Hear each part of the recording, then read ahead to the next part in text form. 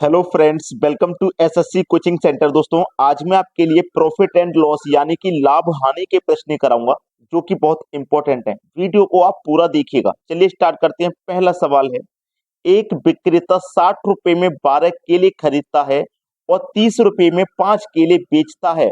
उसे कितना प्रतिशत का लाभ होगा? बहुत अच्छा सवाल है। देखिएगा, उसने क्या किया है, 60 रुपए के 12 केले खरीदे हैं। 60 रुपए के उसने 12 केले खरीदे हैं और 30 रुपए के 5 बेचे हैं। 30 रुपए के कितने? 5 केले बेचे हैं। तो करना क्या है, आपको क्रॉस मल्टीप्लाई करना है। 5 का मल्टीप्लाई 60 से करोगे 300 हो जाएगा। ठीक है, 12 तिया 36 हो जाएगा और जीरो यानी कि 360।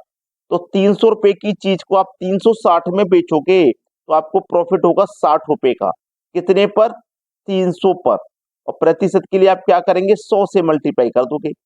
तो देखो यहाँ पे 100 से ये 303 बार में कटेगा और 3 से 60 को आप कटाओगे तो 20 बार में कटेगा। तो जो प्रॉफिट होगा वो 20% का होगा। बी ऑप्शन आपके सवाल का हो जाएगा बिल्कुल सही जवाब।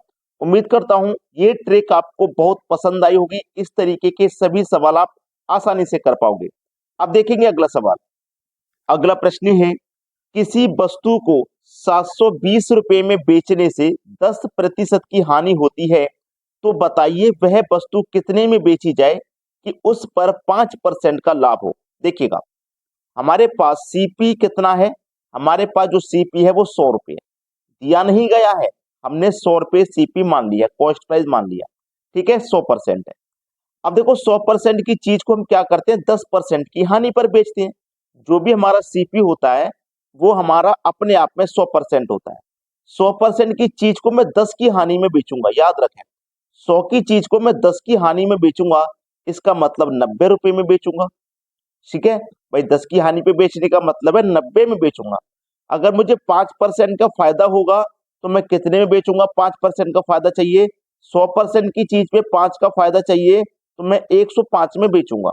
ठीक है, अब देखो मैं यहाँ पे 10% की हानि पे बेच रहा हूँ तो मतलब 90 रुपए में बेच रहा हूँ।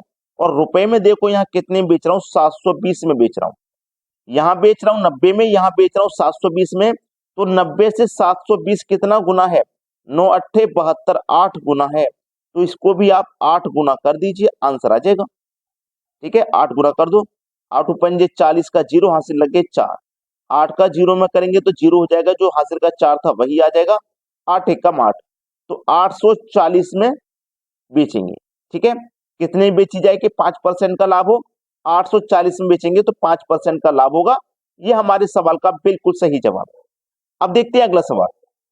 अगला प्रश्न है, किसी वस्तु को 4,900 रुपए में बेचने पर 30% की हानि हुआ, तो इसे कितने रुपए में बेचें कि 20% का लाभ हो? बहुत अच्छा सवाल है। देखिएगा, हमारे पास कॉस्ट प्राइस कितना है नहीं दिया गया तो हम उसे अपने आप में 100% मानते हैं। ये बात आप अच्छे से जानते हैं।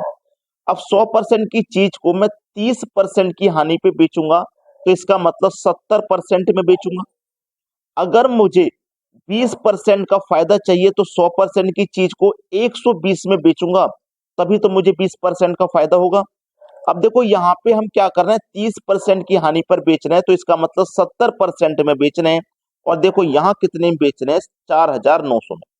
कितने बेच रहे हैं? 4,900 में। तो देखो 70 का 4,900 कितने गुना है? आप बोलोगे सर 70 गुना है। जब ये 70 गुना है तो आप इसको भी 70 गुना कर दीजिए, आंसर आ जाएगा। जीरो आ जाएगा लास्ट में। 7 का गुना ये वाला भी जीरो लास्ट में आ जाएगा। 12 सत्ते 84। ठीक है, 8400। विक्रय मूल्य हमारा क्या होगा, कितने रुपए में बेचेंगे कि 20% का फायदा हो? 8,400 में बेचेंगे। ये हो जाएगा प्रश्न का बिल्कुल सही जवाब। अब देखते हैं अगला प्रश्न। अगला प्रश्न है, दुकानदार ने क्रय मूल्य का 40% अंकित मूल्य के रूप में जोड़ा और फिर वह बिक्री के लिए अंकित मूल्य पर उसी 40% की छूट देता है, तो कुल लाभ या हानि प्रतिशत क्या होगा? देखो बहुत अच्छा सवाल है। कॉस्ट प्राइस क्या है? 100।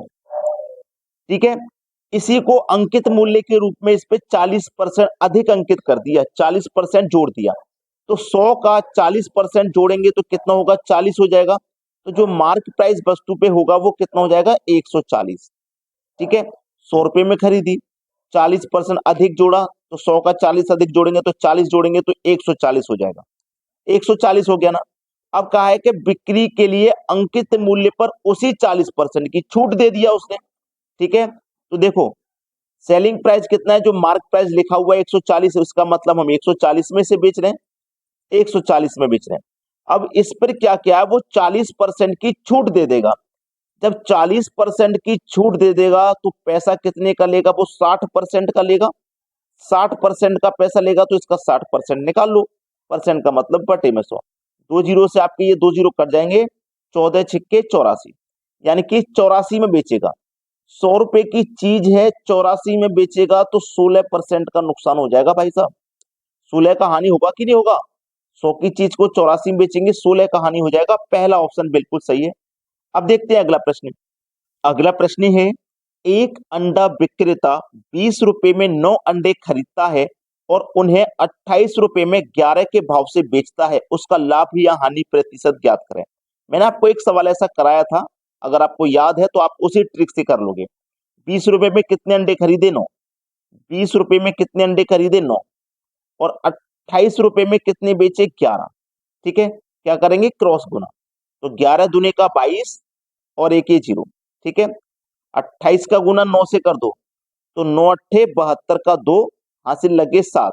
9 दूने 18, 18 में 7 जोड़ देंगे तो 25, यानी कि 220 रुपए की चीज को आप 252 में बेचोगे तो 32 का फायदा होगा। कितने पर, 220 पर। और प्रतिशत के लिए क्या करोगे, 100 से गुना। ठीक है, तो सीधा सीधा सवाल है यहाँ पे। सबसे पहले तो आप एक जीरो से एक जीरो ये कटा दीजिए। ठीक है, अब देखो 2 से कटाएंगे तो ये 11 बार में कटेगा, 2 से कटाएंगे तो ये 5 बार में कटेगा। 32 का गुना 5 से कर दो, 160 हो जाएगा। और डिवाइड में है आपका 11, 11 से भाग दो, 11 एकम 11, 5 बचेगा 50, 11 चौको 44, 6 बचेगा नहीं जाएगा, 10.60 हो जाएगा, 11 पंजे 55। अब देखो 14.5 करके किस में आंसर है, 14.5 एक ही ऑप्शन में, तो वही सही हो जाएगा, डी ऑप्शन। क्लियर हुआ सभी को। अब देखेंगे अगला सवाल। अगला प्रश्न है, राहुल ने 5,000 रुपए में एक टीवी खरीदा, वह उसे कितने रुपए में बेचे कि उसे 15% का लाभ हो। बहुत अच्छा सवाल है, देखना। 5,000 रुपए में एक टीवी खरीदा है, वो उसे कितने में बेचे कि 15% का लाभ हो। रुपया नहीं पता कितने में बेचना, लेकिन प्रतिशत की वैल्यू पता है, 15% का फायदा चाहिए। तो कोई भी वैल्यू अपने आप में 100% होती है, हमें उसमें 15% फायदा चाहिए, तो हम उसे 115 में बेचेंगे कि नहीं बेचेंगे। इसी तरीके से 5,000 रुपए की चीज को, ये अपने आप में 100% का मान है, अब मुझे 15% का लाभ चाहिए तो मैं 115 में बेचूंगा, 115% में बेचूंगा। परसेंट का मतलब बटे में 100। बस कटा लो, दो जीरो से आपके यहाँ पे ये वाले दो जीरो कट जाएंगे। अब 50 का और 115 का मल्टीप्लाई करना है तो ये जीरो आ जाएगा लास्ट में। 5 गुने 5 25, हासिल लगे 2, 11 पंजे 55, हासिल के 2 57, 57 50। ये आपके सवाल का हो जाएगा बिल्कुल सही जवाब। अब देखेंगे अगला प्रश्न। अगला प्रश्न है, एक घड़ी को 200 रुपए में बेचने पर 20% की हानि होती है, तो घड़ी का क्रय मूल्य क्या है। घड़ी का देखो जो भी क्रय मूल्य होगा वो अपने आप में 100% होगा। आप जानते हैं जो भी प्राइस होता है किसी भी चीज का, वो अपने आप में 100% होता है।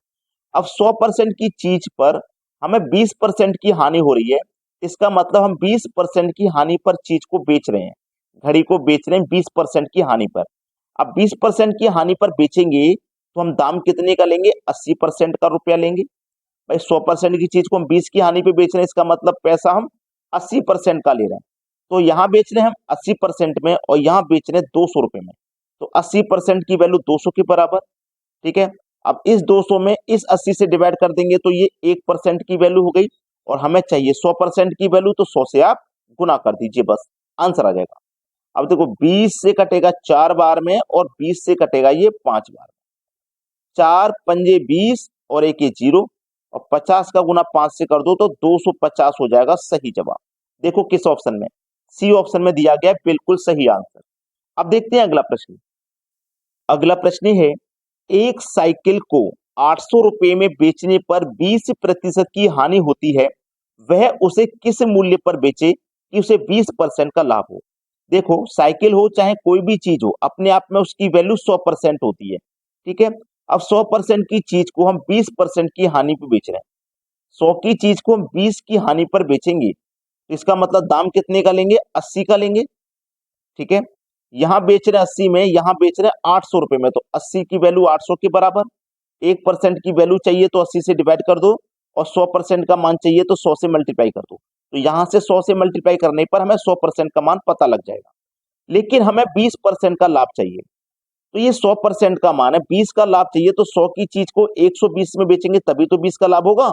परसेंट का मतलब बटे में 100, तो 100 से ये 100 कट जाएगा आपका, 0 से कटेगा 0, 8 से कटेगा 80 10 बार में, और 10 का गुना 120 से होगा, तो ये 2 जीरो तो आ जाएंगे लास्ट में, और 12 एकम 12, यानी कि 1200 हो जाएगा। आंसर कितना? 1200।